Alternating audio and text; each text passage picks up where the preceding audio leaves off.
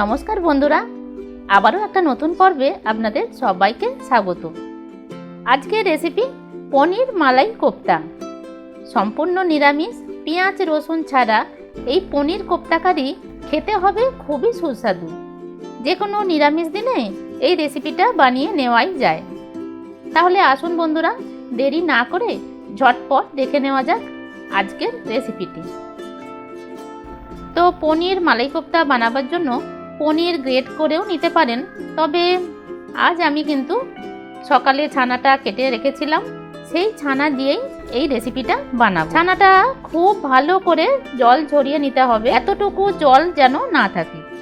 এর সাথে একটা আলু দেব, আলু সেদ্ধ করে খোসা ছাড়িয়ে নিয়েছি, এখন গ্রেট করে নিতে হবে। 500 গ্রাম দুধের ছানা এটা, এই পরিমাণ ছানার জন্য একটা আলুই যথেষ্ট। পনির বা ছানা বেশি হলে আলু বেশি দিতে পারেন। আর এই পরিমাণ ছানার জন্য 2 চামচ ময়দা লাগবে, এর বেশি ময়দা একদমই দেবেন না। ময়দা দেওয়ার কারণ হলো বাইন্ডিংটা ভালো হবে, তেলে ভাজলে ফেটে যাবে না। স্বাদ মতো লবণ দেবেন, পনিরে বেশি লবণ দিতে লাগে না।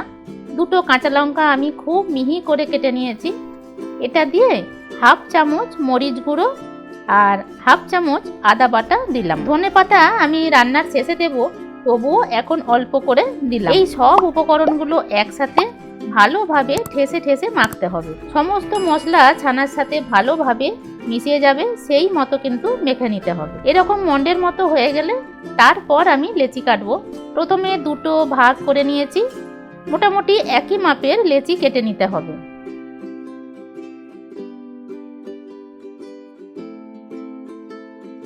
হাতের তালুতে রেখে গোল পাকিয়ে নিলাম। সবগুলো হবার পর শুকনো ময়দা ছড়িয়ে দিতে হবে, এতে খুব সুন্দরভাবে ভাজা হয় আর ফেটে যাবার ভয়ও থাকবে না। গোল পাকানোর সময় যদি একটু আধটু ক্র্যাক থেকেও যায় অসুবিধা হবে না। এদিকে কড়াতে তেলটা বসিয়ে দিয়েছিলাম, তেলটা গরম হয়েছে কিনা সেটা একটা কাঠের টুথপিক দিয়ে দেখে নিতে পারেন। যদি দেখেন টুথপিক দেওয়ার সাথেই বাবলস ওঠা শুরু হয়ে গেছে, তার মানে তেলটা খুব ভালো মতো গরম হয়ে গেছে। একটা একটা ছানার বলগুলো তেলে ছেড়ে দেব। তেল গরম না করেই যদি কোপ্তা ভাজা হয় তবে কিন্তু কোপ্তা ফেটে যেতে পারে, আর বেশি গরম তেলে ভাজলে কোপ্তাগুলোর বাইরেটা তাড়াতাড়ি ভাজা হয়ে যাবে, তাতে কিন্তু ভেতরটা কাঁচা থেকে যাবে। তবে কোপ্তাগুলো দেওয়ার সাথে সাথেই কিন্তু নাড়াতে যাবেন না, নিচের দিকটা একটু কালার এলে কড়াটা ধরে এইভাবে নাড়াতে থাকলে কোপ্তাগুলো গোল গোল হয়ে ভাজা হবে, মানে সব দিকটাই সমানভাবে ভাজা হবে।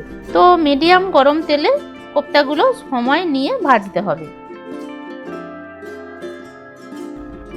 সমস্ত কোপ্তা একেবারে ভাজতে যাবেন না, কয়েক ব্যাচে কোপ্তাগুলো ফ্রাই করতে হবে।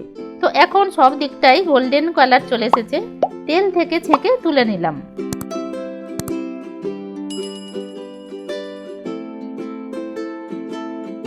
কোপ্তাগুলো ফ্রাই করার পর গ্রেভি বানাবো, তার জন্য আগে থেকেই আমি একটা মশলা রেডি করে রাখবো। তো কড়াতে 1 চামচ সাদা তেল দিয়ে 1/2 চামচ গোটা জিরে আর তেজপাতা দিয়ে দেব গোটা গরম মশলা, মানে ছোট এলাচ, লবঙ্গ, দারচিনি, সাথে কয়েকটা গোটা মরিচও নিয়েছি। এই সমস্ত তেলে দিয়ে দিলাম। একটু নাড়াচাড়া করে দিয়ে দেব একটা বড় সাইজের টমেটো, ছোট টমেটো হলে কিন্তু 2টো দেবেন, সাথে 2টো কাঁচা লঙ্কা। একটু ভেজে নিয়ে ভেজানো কাজু বাদাম দিয়ে দিলাম 2 চামচ, আর সাথে দিয়ে দিলাম 1 চামচ আদা বাটা, 1/2 চামচ হলুদ গুঁড়ো আর অল্প লবণ একটু এখন দিয়ে দিলে টমেটো তাড়াতাড়ি সেদ্ধ হয়ে যায়। সব কিছু মিশিয়ে নেবার পর ঢাকা চাপা দিয়ে 5 মিনিট কুক করে নিলে টমেটোটা কিন্তু ভালো মতো সেদ্ধ হয়ে যায়। এই গোটা মশলা যখন ভেজে তারপর পেস্ট করব তখন আরও বেশি কিন্তু স্বাদ। গ্যাসের ফ্লেমটা অফ করে দেব, আর এই মশলাটা পুরোপুরি ঠান্ডা হয়ে যাবার পর মিক্সি জারে দিয়ে পেস্ট করে নিতে হবে।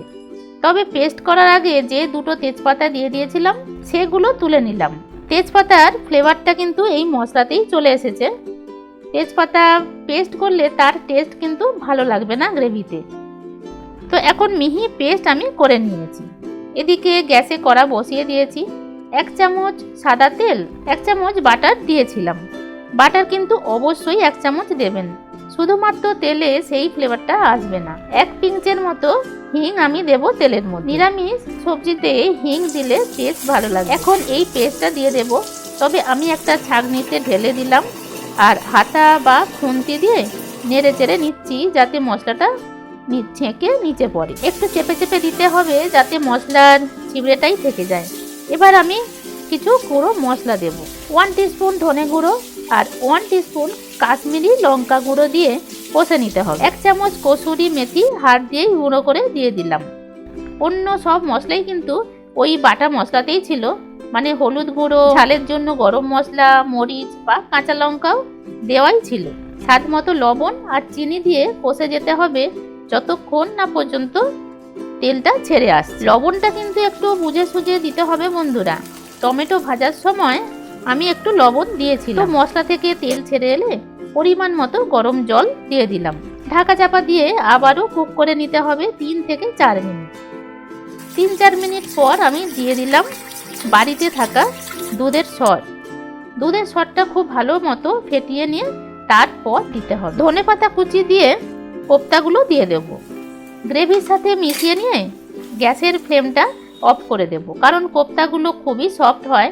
গ্রেভিতে দিয়ে বেশি ফোটালে কোপ্তাগুলো কিন্তু ভেঙে যেতে পারে। গরম গ্রেভিতে 5 মিনিট থাকলেই খুব সুন্দরভাবে মশলা ঢুকে যাবে। তো রেডি হয়ে গেল আজকের রেসিপি পনির মালাই কোপ্তা কারি। দেখতে যেমন সুন্দর হয়েছে, এর গ্রেভির স্বাদও কিন্তু দুর্দান্ত হয়। রাজকীয় স্বাদের এই পনির কোপ্তা কারি আপনি বাড়িতে বানিয়ে নিন, সবার খুব ভালো লাগবে। বানাবার সময় শুধু একটা কথা খেয়াল রাখবে, ছানার মধ্যে যেন বেশি জল না থেকে যায়, তাহলে ময়দা বেশি দিতে লাগবে, তাতে কিন্তু স্বাদটা কমে যাবে। ব্যাস এটুকুই মাথায় রাখতে হবে। রুটি, লুচি, পরোটা, নান সব কিছুর সাথেই ভালো লাগবে। পোলাও বা ফ্রাইড রাইসের সাথেও কিন্তু ভালো লাগে। বাড়িতে বানালে আমাকে কমেন্ট করে জানাতে ভুলবেন না।